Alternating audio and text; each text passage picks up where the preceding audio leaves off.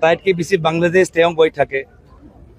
আটাইতকৈ বেছি মই কওঁ অসমৰ ভিতৰত যদি আটাইতকৈ বেছি নেতা যিগৰাকী বাংলাদেশ গৈছে সেয়া হৈছে হিমন্ত বিশ্ব শৰ্মা ডাঙৰীয়া।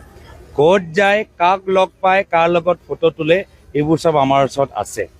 আমাক কোৱাতকৈ তেওঁ নিজে ক'লে ভাল পাম।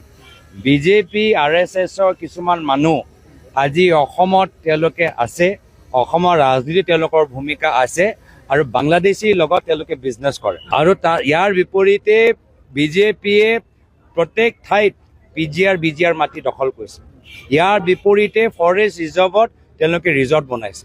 ইয়াৰ বিপৰীত এলিফেণ্ট কৰিডৰত তেওঁলোকে বাগান খুলিছে।